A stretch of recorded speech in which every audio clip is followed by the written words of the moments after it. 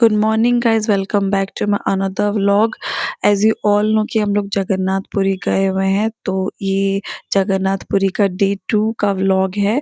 Day 1 का vlog मैंने डाला हुआ है ऑलरेडी यूट्यूब चैनल पे मेरे, जयेश एंड नाव्या झा। तो आप लोग ने देखा होगा आई होप और एंजॉय किया होगा।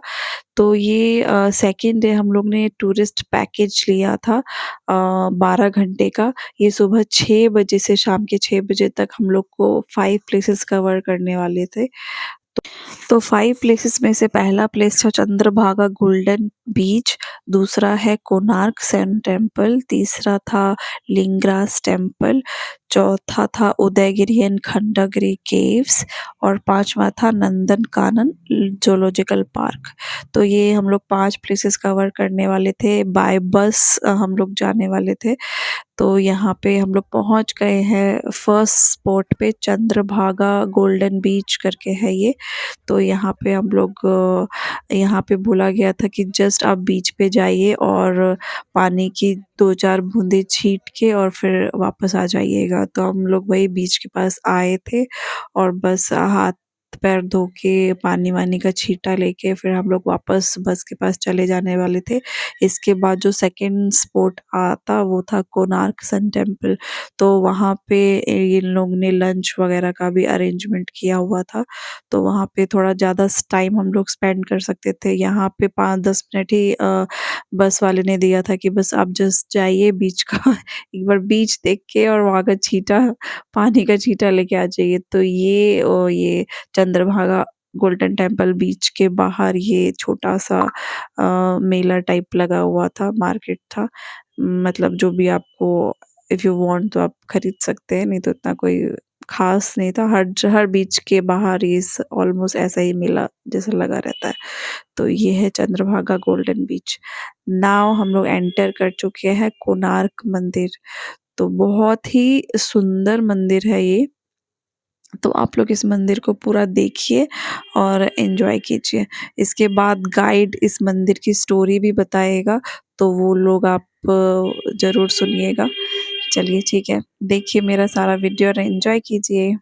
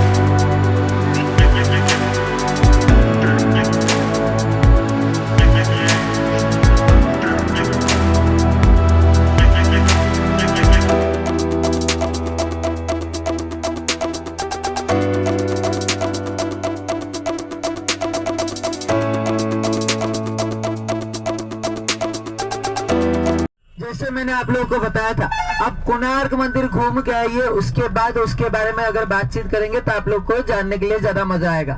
अभी उस चीज का समय आ गया है।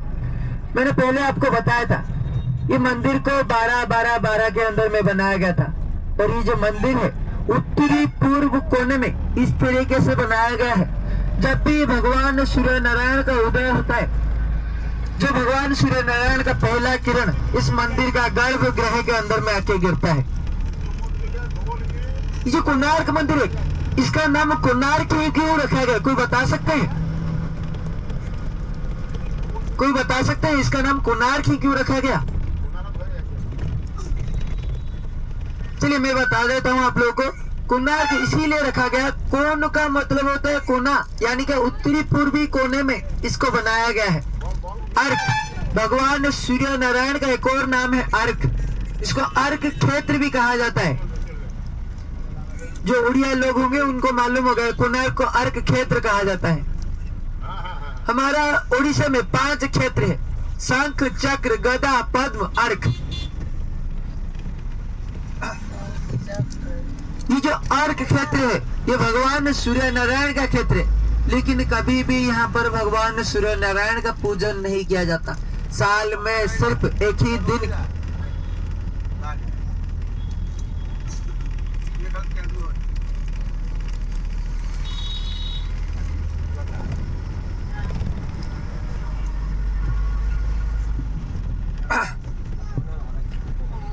तो भगवान सूर्य नारायण का साल में सिर्फ एक ही दिन के लिए, माघ सप्तमी में जो होता है उसी दिन में ही सिर्फ उनका एक ही दिन यहाँ पर पूजा किया जाता है।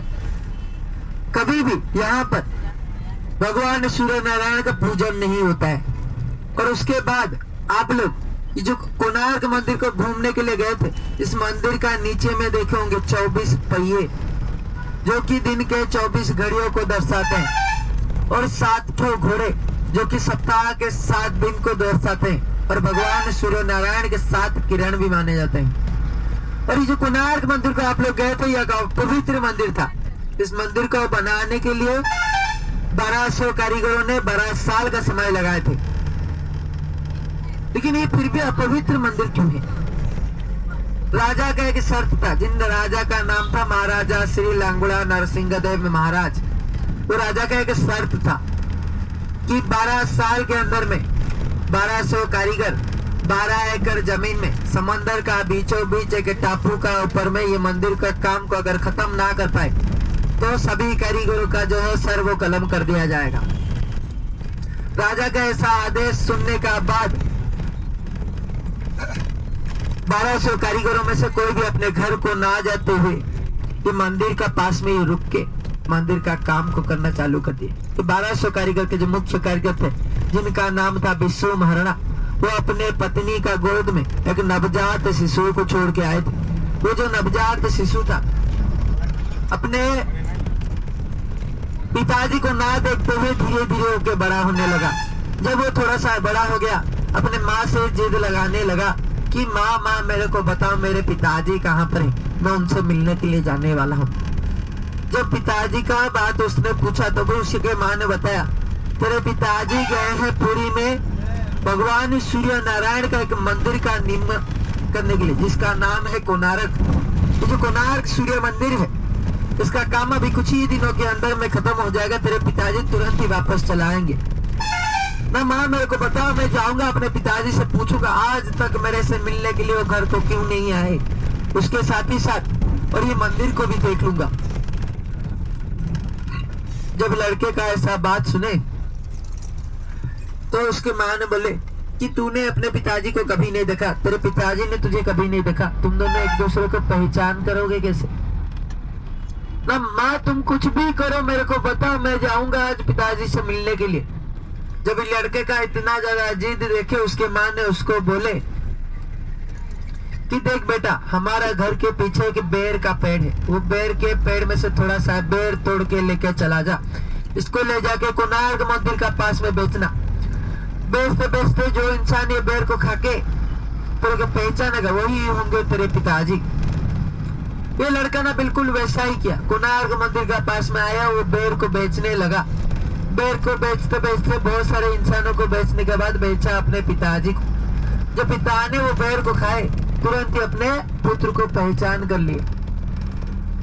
जब तुरंत ही अपने पुत्र को पहचान कर लिए, लेकिन जांच पड़ताल करना भी जरूरी है, तो इसीलिए उन्होंने क्या किया ना, उनसे 3 सवाल पूछे उस लड़के से।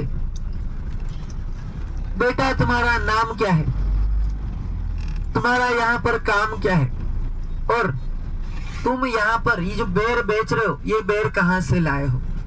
पहले सवाल का जवाब था मेरा नाम है धर्मपद, मैं अपने पिताजी को ढूंढने के लिए यहाँ पर आया हूँ जिनका नाम है विष्णु महाराणा, वो 1200 कारीगर के मुख्य कारीगर हैं। तीसरा सवाल का जवाब था कि जो बेर है अपने घर के पीछे के बेर के पेड़ में से मैं तोड़ के लेके आया हूँ, अपने माँ का आदेश का अनुसार यहाँ पर बेच रहा हूँ। मेरे माँ ने मेरे को बोले थे कि मेरे पिताजी ये बेर खाते ही मेरे को तुरंत ही पहचान जाएंगे, लेकिन अभी तक किसी ने मेरे को पहचान नहीं किए। जब ये लड़का ना ऐसा बात बोला तब उसके पिता ने रोते रोते अपने बेटे को गला लगाते हुए बोला कि देख बेटा, मैं ही हूँ तेरा हतभाग पिता जो तेरे से मिलने के लिए आज तक कभी भी अपने घर को नहीं जा सका। तू मेरे को माफ कर दे बेटा, राजा का ऐसा आदेश था, अगर मैं चला जाता घर को तो 1200 कारीगरों का जान जो है संकट में आ जाता, क्योंकि राजा का आदेश था कि 12 साल के अंदर में 1200 कारीगर 12 एकड़ जमीन में, ये समंदर का बीचों बीच एक टापू का पर में मंदिर का काम को जो है खत्म करना चाहिए। खत्म नहीं कर पाए तो सभी कारीगरों का जो है सर वो कलम हो जाएगा, और 1200 कारीगर से एक कारीगर ज्यादा नहीं होना चाहिए, एक कारीगर कम नहीं होना चाहिए। तू बेटा मेरे को देख लिया, ये मंदिर को देख लिया, तो भी यहाँ से वापस चला जा। राजा को अगर मालूम चलेगा मेरा बेटा मेरे से मिलने के लिए यहाँ पर आया है, क्योंकि तू भी एक कारीगर का लड़का है, मतलब कारीगर तू भी है, तो राजा को जब ये चीज मालूम चलेगा तो हम 1200 कारीगरों का सर जो है वो कलम हो जाएगा। और ये मंदिर का काम अभी तक खत्म नहीं हो पाया है, और एक ही रात का समय बाकी है। मंदिर का मंगल कलश जो है उसको कोई भी इंसान बिठा नहीं पा रहे।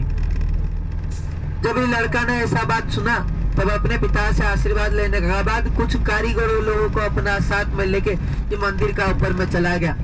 मंदिर का मंगल कलश बिठाने के लिए कोशिश किया, जिसमें उसने सफलता हासिल की। सफलता हासिल करने के बाद बाकी कारीगर लोग तो नीचे चलाए, लेकिन ये जो धर्मपद था 12 साल का लड़का, ये नीचे नहीं आया, वहीं से समंदर के अंदर में छलांग लगा दिया। जब समंदर के अंदर में इसने छलांग लगा दिया, राजा को जब ये चीज मालूम चला कि मंदिर का प्रतिष्ठा होने से पहले एक 12 साल का लड़के का वहां पर मौत हो गया, उसके बाद उन्होंने क्या किया, नाम मंदिर को एक अपवित्र मंदिर के रूप में घोषित कर दिया। मंदिर तो अपवित्र मंदिर के रूप में घोषित हो गया। आप सभी लोगों को मालूम होगा कि कोई भी जगह में कोई भी शुभ कार्य होने से पहले अगर किसी का मौत हो जाए या फिर कोई भी अशुभ कार्य हो जाए तो वो जगह अपवित्र और खंडित हो जाती है। उसके बाद आप लोगों के मन में एक सवाल आ रहा होगा, ये मंदिर का मंगल कलश तो ये लड़के ने बिठा लिया था, फिर ये मंदिर का मंगल कलश कहाँ चला गया, और मंदिर का अंदर में आप लोगों को घुसने के लिए नहीं मिल सका। आप सिर्फ मंदिर का चारों तरफ में परिक्रमा लगाने के बाद गाड़ी के पास में वापस आएंगे। आप लोगों को बता दूं, जब 1600 साल में हमारे देश को अंग्रेज लोग आए थे वाणिज्य और व्यापार करने के बहाने से, उसके बाद धीरे धीरे करके 100 साल के बाद रूलिंग करना चालू कर दिए। रूलिंग करना जब चालू कर दिए, उन्होंने क्या किए, जब रूलिंग करना चालू कर दिए, जब वो आते थे नाव का माध्यम से आते थे। नाव में क्या होता है, कंपास होता है। ये मंदिर का जो मंगल कलश था वो एक बहुत बड़ा चुंबक था। वो जो चुंबक जो नदी में जो जहाज आता था उसका कंपास को खराब कर देता था, और जो लोहे का जहाज था उसको जमीन से टकरा के तहस नहस करवा देता था। तो अंग्रेज लोगों को जब मालूम चला कि ये जो है यहाँ पर बहुत बड़ा चुंबक है, उन्होंने क्या किया ना, मंदिर को लूटपाट करने के साथ साथ मंदिर के अंदर में जितना भी सोना चांदी हीरा मोती जवाहरात था, उसके साथ साथ भगवान सूर्य नारायण का एक अष्ट धातु निर्मित मूर्ति और साथ ही मंदिर का मंगल कलश, ये सभी कुछ को अपना साथ यानी कि अपना देश यानी कि इंग्लैंड को लेके चला गए। अभी वो सारा कुछ सामान इंग्लैंड के एक बहुत बड़े म्यूजियम के अंदर में संग्रह करके रखा गया है। अभी आप लोग लगभग सभी लोगों ने खाना पीना कर चुके हैं। अभी आप लोग आराम कीजिए आपका अगला वाला स्पॉट आने तक, यानी कि बाबा लिंगराज मंदिर आने तक। उसके बाद आप लोग को लिंगराज मंदिर जब आ जाएगा, आप लोग को जगह दिया जाएगा और जगह के बारे में जानकारी भी दिया जाएगा। ठीक।